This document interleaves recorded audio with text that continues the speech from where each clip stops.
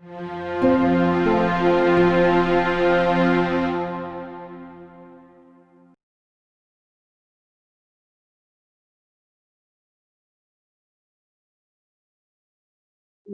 further ado then, I'm going to introduce Barb Guy and let her get going on her presentation. Welcome, Dr. Guy. Thanks, Karen. It's good to be here. I want to thank everyone for taking an hour out of your evening, especially an evening when it looks like the weather is beautiful outside after we've had so much that wasn't so beautiful. So I thank you for your time tonight. I want to start with this disclaimer. This was billed as, listening to an expert. I don't think of myself as an expert, and I kind of went back in to look at, the dictionary talks about special skill or knowledge representing mastery of a particular subject. And especially as we are in this era of COVID-19 reacting to a pandemic, none of us have skill or knowledge or mastery of what to do. We have only our experience and each other in our problem solving abilities to figure out how we're going to get through this. And the one thing I know is that the only way we get through it well is if we get through it together. If we are conversing with each other, problem solving with each other. I've said this before, if you think back to what was 94-142, which was the first Education for Handicapped Act, the folks who wrote that, they really didn't know. They didn't know how to go about doing it. They didn't have the kinds of knowledge we have today around effective practices, but they had a belief in an outcome and a desire to work together to make it happen. And that is the sense that we need to regain and carry together, because it's through our conversations and work together that we will make it the best that it can be and hopefully be better on the other side of this. And then as I was looking for quotes, I found this quote from Henry Ford, and I'm going to read it out loud because I think it's very, other than the gender differences, it's still very true today. He was talking about his employees, and he said, "None of our men are experts. We have most unfortunately found it necessary to get rid of a man as soon as he thinks of himself as an expert, because no one ever considers himself expert if he really knows his job. Thinking always ahead, thinking of always trying to do more, brings a state of mind in which nothing is impossible." And I'm hoping that that's what we can carry together, is that mindset where nothing is impossible. It may be very different, but it's not impossible. So that's my disclaimer, not an expert. The other part of the disclaimer is that all of the information, all of the resources I'm going to be sharing with you today is from a variety of people. Many people have been involved in developing these materials and resources, and so it is our work together that makes it better. I'm just representing them tonight.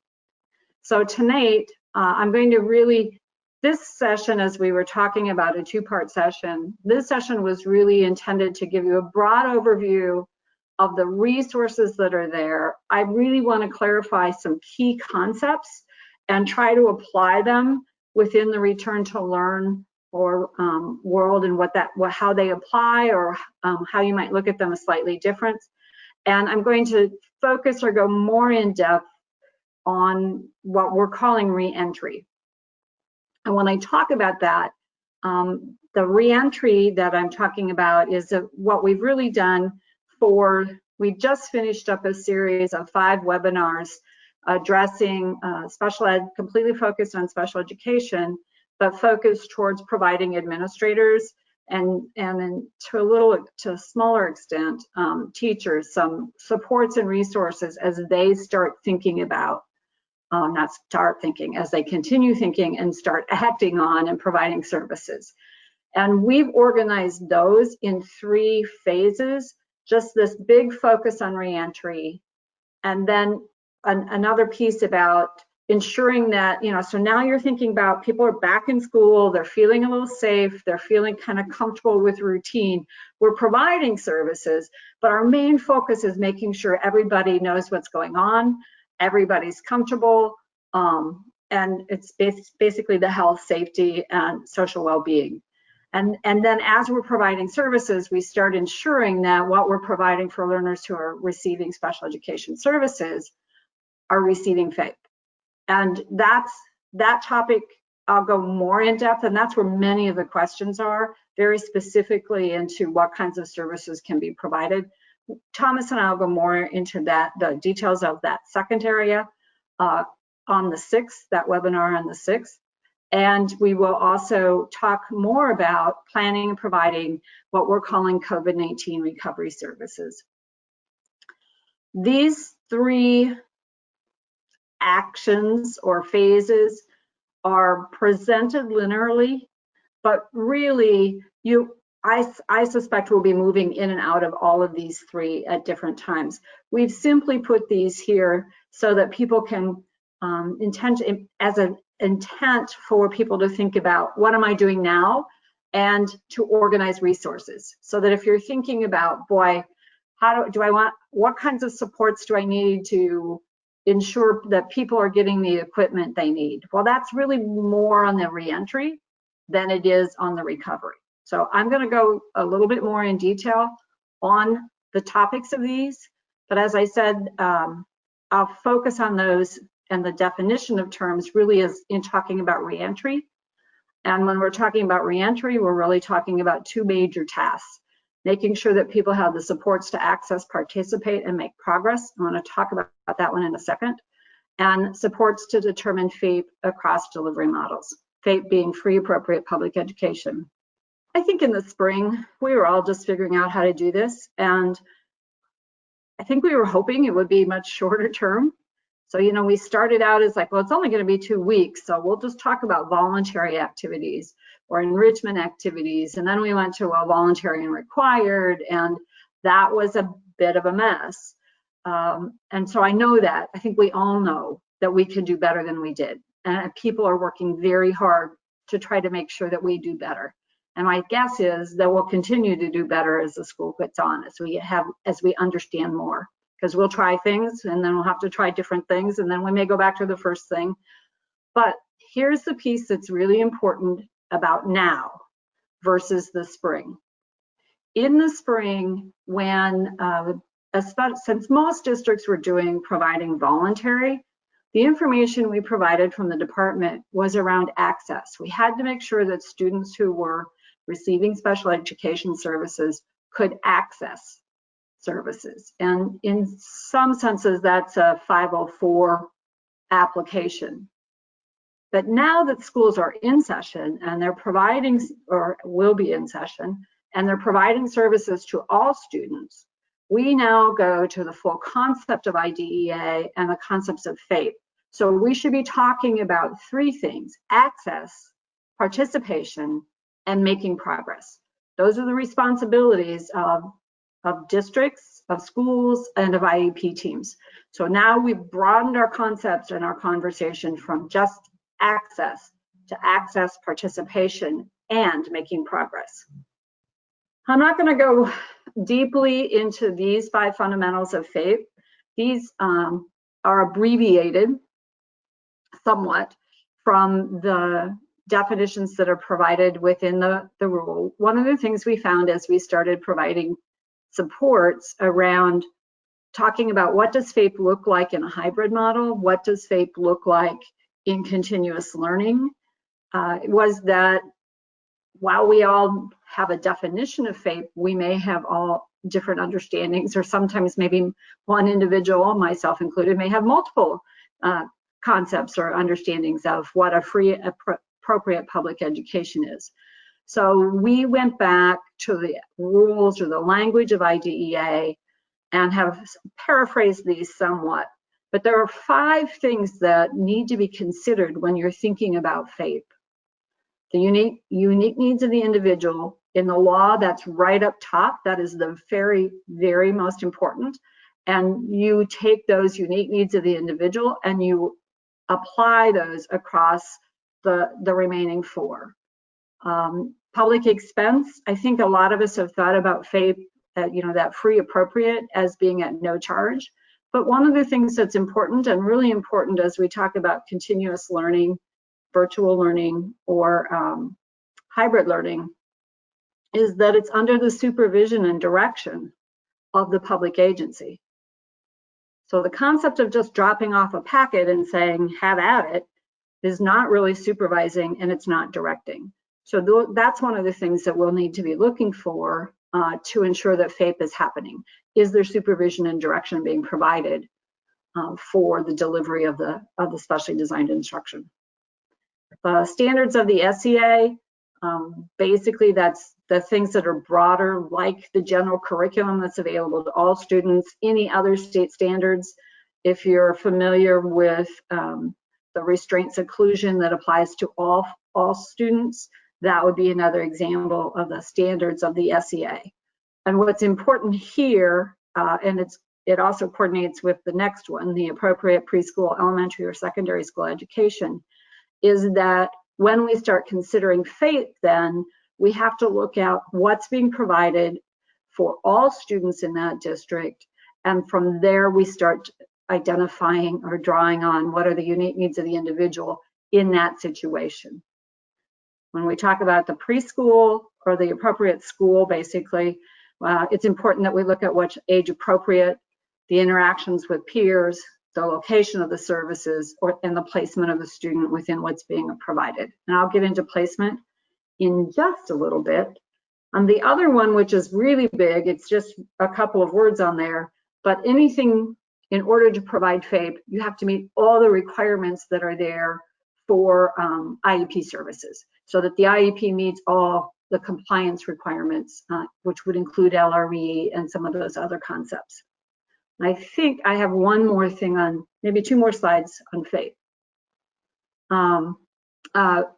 When you take those concepts and you apply them to return to learn, I think there are three very important things for you to remember and think about as you are working with your IEP team to identify the most appropriate services for your son or daughter. FAPE will look different in the different delivery models. So what you're provided with when everybody's on site, that piece and what FAPE looks like there will be different than when all services are being provided virtually. And the hybrid model, again, will look a little bit different. FAPE will look different in that situation. But the very important thing that we want to make sure all districts, everybody's hearing, is that regardless of what delivery model it is, FAPE must be provided. And that's a little bit of what I alluded to earlier when we said, you know, when we were just talking about voluntary, all you had to worry about was access. Well, now you have to provide FAPE regardless of the setting, even though FAPE may look different. And you have to, so that means you also have to look at access, participation, and progress. The other point that I want to make is that it begins with what's being provided to all students in the school. If the third grade class is getting 2 hours of instruction a week, 2 hours a day, let's do 2 hours a day, that's a little more realistic, then that 2 hours is what you would start to think about for the FAPE for student who's on an IEP. I'm going to pause for a second and see if there are any questions from the organizers of this. The question that came in is in relation to hybrid and where that 50% guideline or number came from. I think that this is one of those questions that likely, Barb, you will cover as we continue to discuss tonight. You know, it came from a joint document from IDPH and the governor's office, and we published it. So I wasn't involved in that. I can't give you more details, but when Thomas Mays is here next time, we can talk more about that one. IEP team and the iPage. So one of the things that Iowa is doing is we've recognized or acknowledged that we're probably going to circle in and out of different methods of delivery. And this could happen, you know, hopefully this ends soon, but who knows what might happen again. And so rather than just guessing about it, we'd like to alleviate some of the scrambling we all had to do with very difficult opportunities for communication. So we've added to the iPage, that's what everybody is calling it, and that's the iPage in the IEP is the additional information page. And what we've done on the iPage is add a format of a specific set of questions, and then we have provided some probes for that. So this is what will now be in the IEP page of every IEP. And what we have said is that this has to be completed by the IEP team. And remember, you are a member of the IEP team. So the IEP team, which includes families, will have a discussion, a somewhat proactive discussion around what needs to be provided during the virtual learning and hybrid learning. And these are the questions that are on the page itself. What we've said is that this needs to happen. It must occur with the annual review for the IEP. It may occur earlier than that. So some of you may be already having these conversations with your IEP teams. You may have learned a lot in these last couple of months about what's needed. We're guessing that we're going to learn even more as services change and our ability to provide services changes. For some people, you may want to wait a little bit.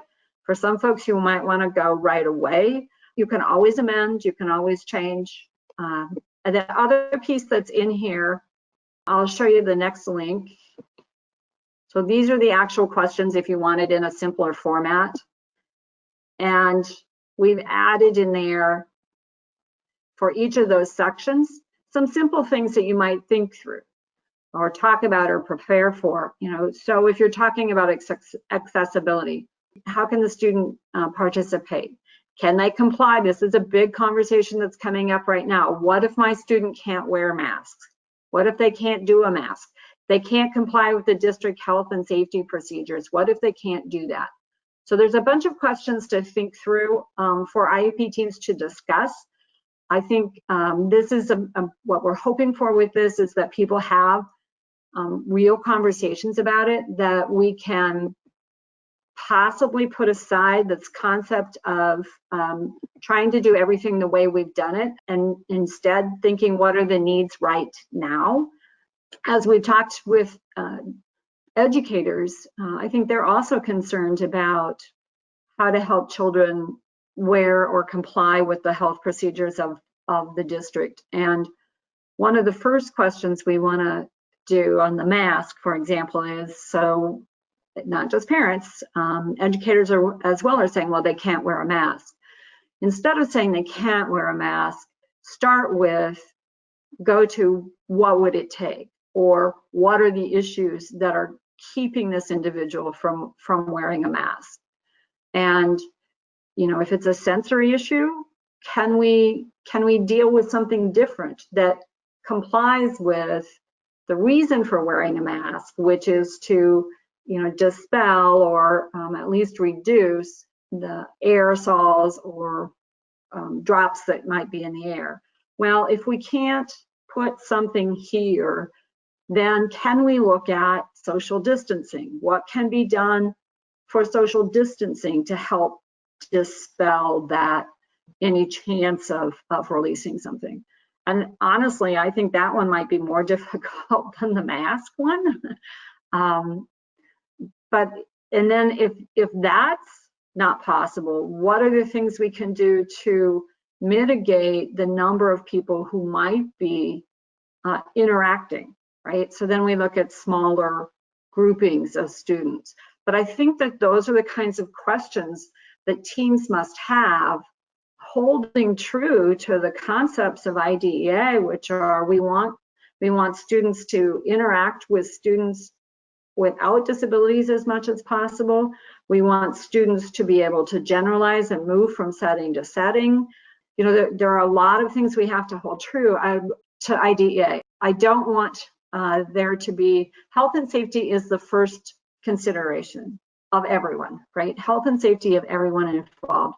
But it cannot be used as an excuse to segregate or provide something less for a student with a disability. Yeah, so that's a little bit of my soapbox about planning for iPage. for planning for different options and how we may work through things. I'm going to talk a little bit now about placement, because that really comes into play when we talk about the different models, as well as what can be done and be provided.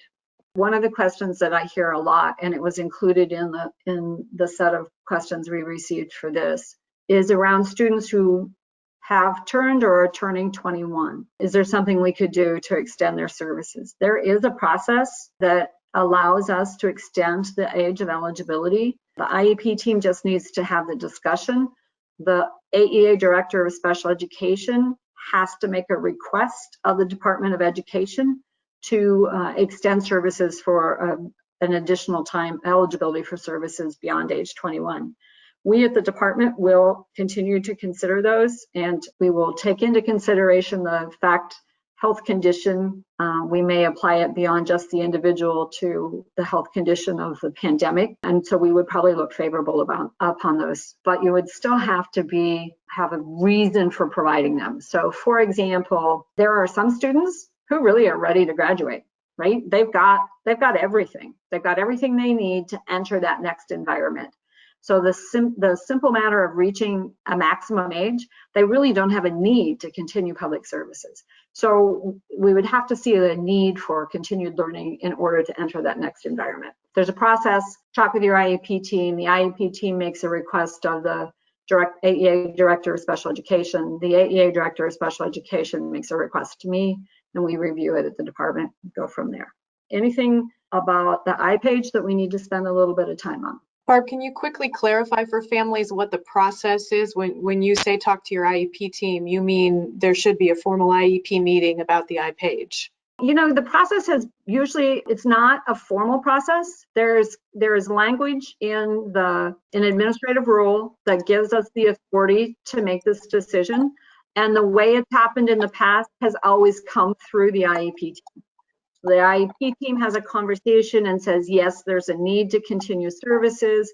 And then I assume through the AEA participation in that meeting, it gets to the AEA director who then makes a decision. And if they think it's favorable, that the AEA director sends it on to the department. So there isn't a specific form that has to be filled out. There isn't any, it's a conversation of the IEP team that just goes on further then. I would say it will be helpful for the IEP team to document in the IEP the continued need. You know, what do they expect would happen? What would the student gain that they didn't have an opportunity to learn because of this disruption? What could they be provided with that would help them gain to have the service? And I'll give another example that happens all the time when you talk about 4+ services. So 4+ services are those services that are usually provided for students who are 18 to 21 on a different campus than the school campus. So it might be, you might be familiar with the Transition Alliance program, that's VR, voc rehab, and your local school district usually provide, or you might be familiar with some of the services that are on a community college campus,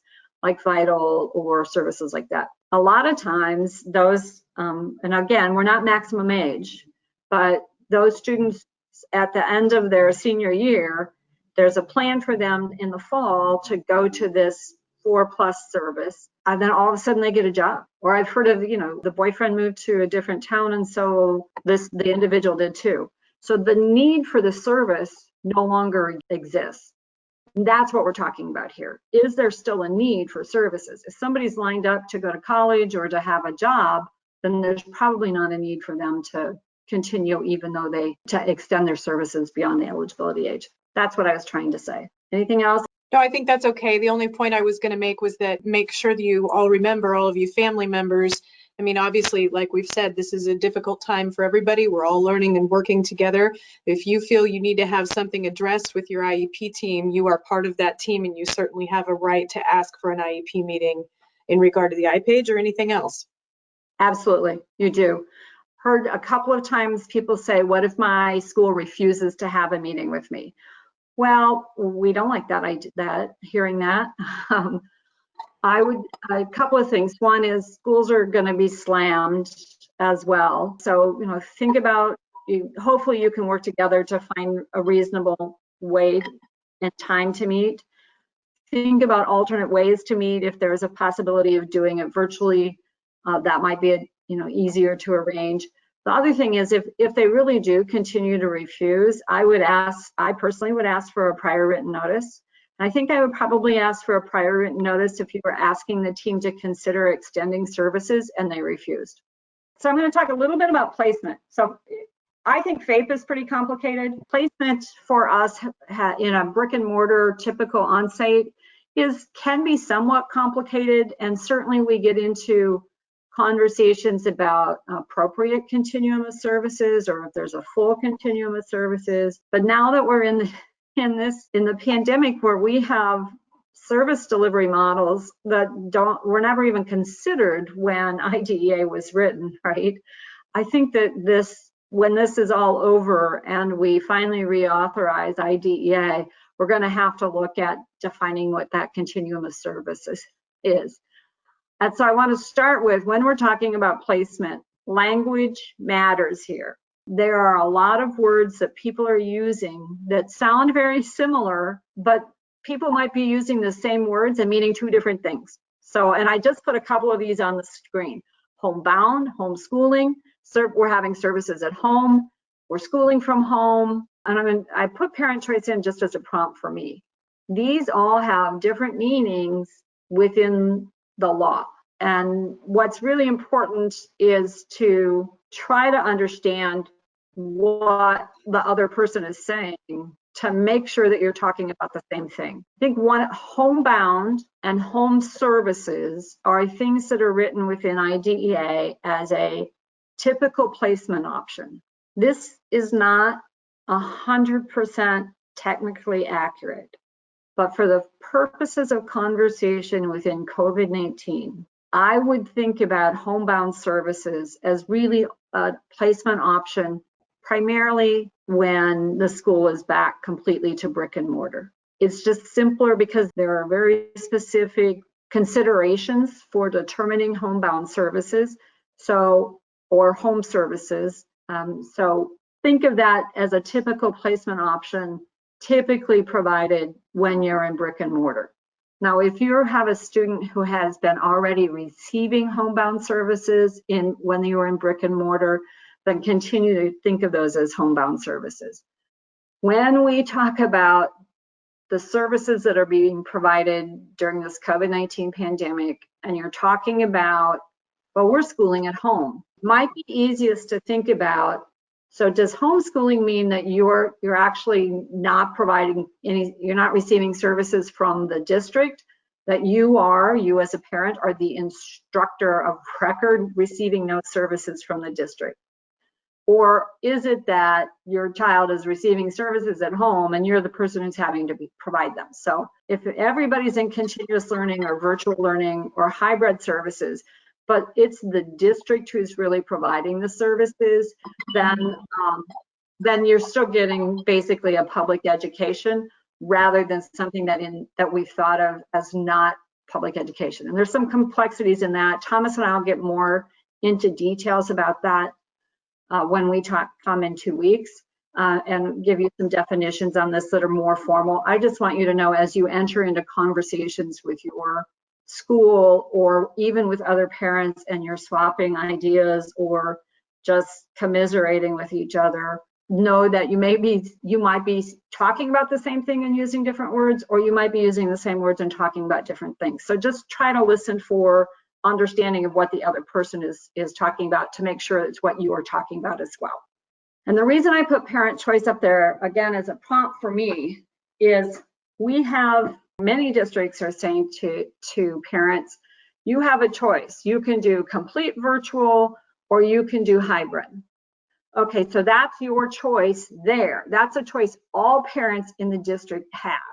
However, your choice to keep the student there, that's the location choice that's provided to all parents. And I'm going to go to the second major bullet here. When we think about if the district is providing all the learning in the same way, it's all brick and mortar or it's all virtual, then the fact that your child is receiving those services in that way is really just a change in location. It is not a placement change.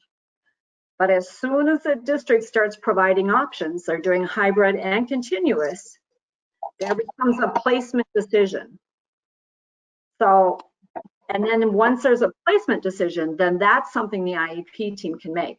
So my example here is you as a parent have made a choice to do continuous learning at home. That was the choice you made, and you've started doing it, and it's just not working out. And your IEP team has met, your IEP team has tried to find different kinds of supports, different kinds of things to go to work on to make this work, and it's just not working out. The IEP team now can say, yeah, that's the location change you made, or excuse me, the location choice you made when we started this. But we're looking at this and we cannot provide FAPE in this setting. And so now we're going to change the placement for this student to go to the hybrid learning. And another example, probably more typical example for this is, so remember I said before that with FAPE, you start with the number of days or the amount of time that all gen ed students are receiving. So, okay, now you've got a district that is doing an A-B schedule, 2 days in person and 3, I don't know what Wednesdays they're doing, and then 2 days virtual. And you think about a student who might be on the spectrum, who when they're in brick and mortar follows a pretty rigid schedule. They make their changes, transitions in advance, well planned. They get their instruction either individually or in small group. That individual transitioning to continuous learning will probably need more social instructions. We'll definitely need maybe new routine set up or a new schedule set up for them. But now you start talking about hybrid setting for them. That's probably not an appropriate setting, because the concept of making changes across multiple times and different days is going to be really hard for that individual to adjust to. So the IEP team may say, what we're going to do is we're going to do all 4 days on site, because that's what everybody else is getting, is 4 days of instruction. But instead of rotating, we're going to do 4 days on site. The 5th day could be provided as recovery services, or you stay with the 4 days. I'm going to move to COVID recovery services. And again, we are just beginning to talk about this. But I think what's important for you all to know is that the recovery services, if you know that this is available at some point, it may help you really focus on just getting things settled, right? Getting a routine established. And then when you have a good understanding of what might be needed, what additionally might be needed, you can talk with your IEP team about COVID recovery services. So COVID-19 recovery services are something that's provided in addition to whatever's provided in the IEP services and support. So in that conversation I just had about placement, if every student is getting 4 days of instruction, it's possible that you might add some other services on the 5th day, or services could be added before or after school, or on the weekends, or in the summer. But they are added on. If you're familiar with the concept of compensatory education, it's similar to that. But the difference in this is that compensatory education is given as a result of non-compliance. And this is provided to address skills and content not taught due to school closures. Know that different states are talking about it differently. The feds have used both the concepts or the terms recovery services. They've also used compensatory services or compensatory education. There is precedent about using recovery or the language of recovery services. That's what how they talked about services after Katrina, Hurricane Katrina. So Iowa has elected to use the terminology of recovery services, not comp ed. And one of the things that does for us is it allows us to say, you know, comp ed has to be provided within the year of the violation. And since this isn't a violation, and since honestly we don't know when it's going to end, recovery services can be available for up to a year after the end of the pandemic. And one of the reasons here's an example of why we think that's important to have that flexibility. Say that in the fall, a student comes back to school who had been working on and making really good progress on some behavior skills. And during this interruption or disruption of services, they really lost a lot of skills. And in fact, new behaviors that nobody wants, including the child probably, have emerged. So the team gets together, you all meet and you talk about what's going on and say, you know, I think we need more than what can be provided during this IEP. So we're going to add some recovery services to help get these behaviors in check. The recovery services are added, and boy, within 2 to 3 months, everything is back or even better than it was in the spring when services were disrupted. But now, as you start going into the rest of the year, behaviors are under control, and now you start understanding the academic skills that were lost and need some more recovery services. So you might be able to get more recovery services later, specific to the academic skills or to a different skill area. Also, we don't know how many times we're going to have to cycle in and out of this or what the ending is going to be like. So by calling them recovery services, we feel like there's more flexibility for IEP teams to provide the services that are needed for students, right? And it's determined by the IEP team. We've put together, and I put a link in here, it's just a brief FAQ around recovery services. We fully anticipate early in the fall, as teams get into these discussions and we find out what supports are needed, that we'll be providing more information around how to do this and what it might look like and all of that stuff. So lastly, I see we're getting right to the end of this.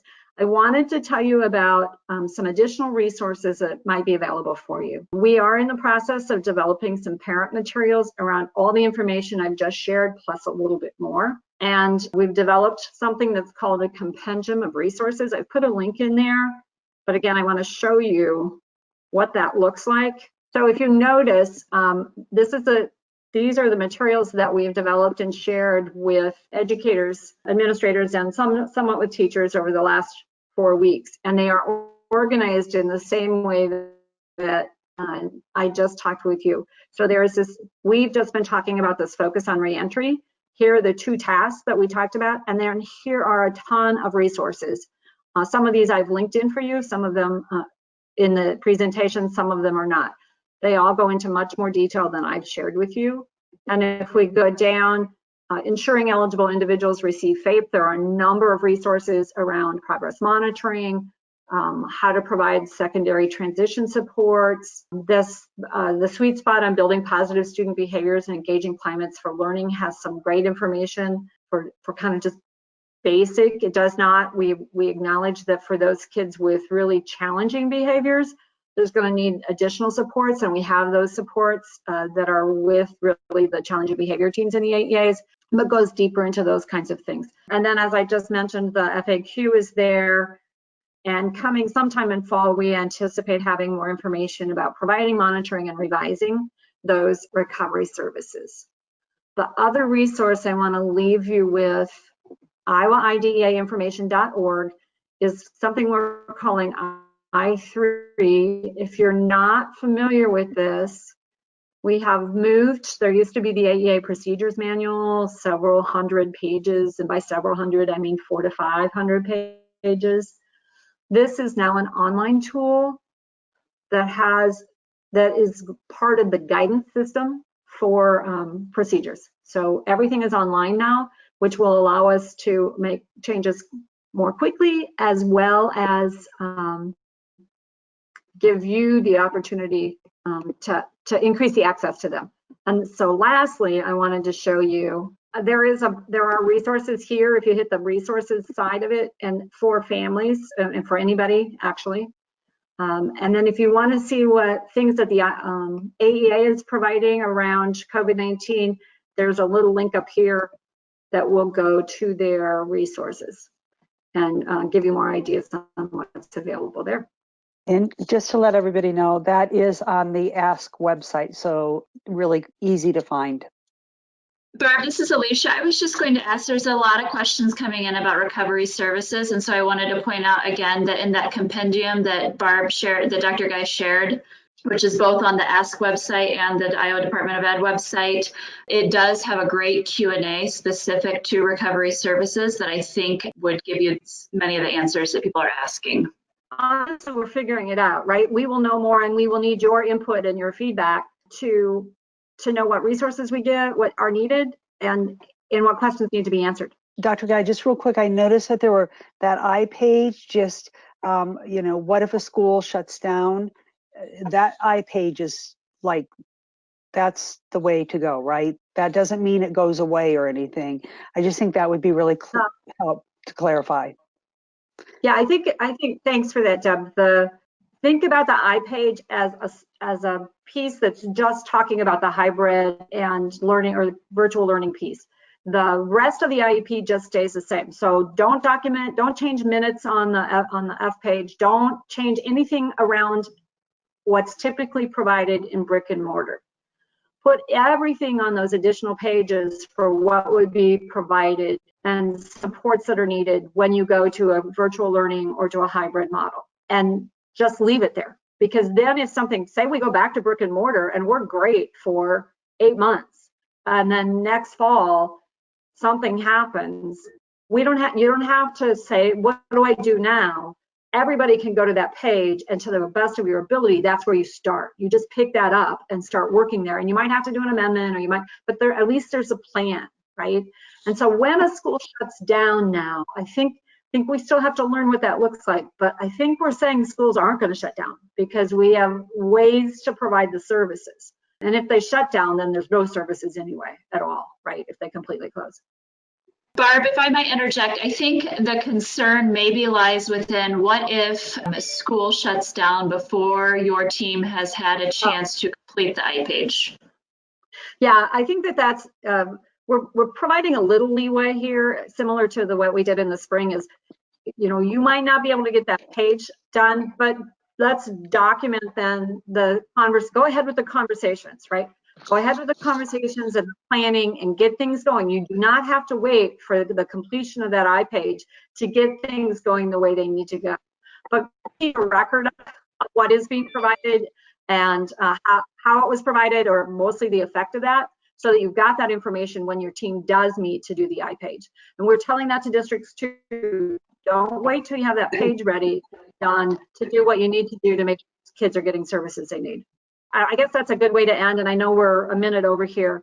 Our emphasis here is on doing what's right and then worrying about the documentation or the official documentation. Because if you're doing what's right, then the documentation will follow. All right, thank you. That is a great statement to wrap on. Also on the Ask Resource website at askresource.org on the contact tab. But if you want to use that as a vehicle to get a question to us, you can certainly feel free to do that. And then I also just wanted to clarify that Barb and Thomas Mays will be doing the second webinar in this series, the one where we'll be going a little bit deeper dive into the questions. We had so many questions. We're still going to keep within major themes. And when you have specific things going on, reach out to us, to our advocates with that. And thank you. Have a great night. Barb, thank you so much for your time and attention and for sharing. And we'll see you again in a couple of weeks. All right. Thanks, everyone.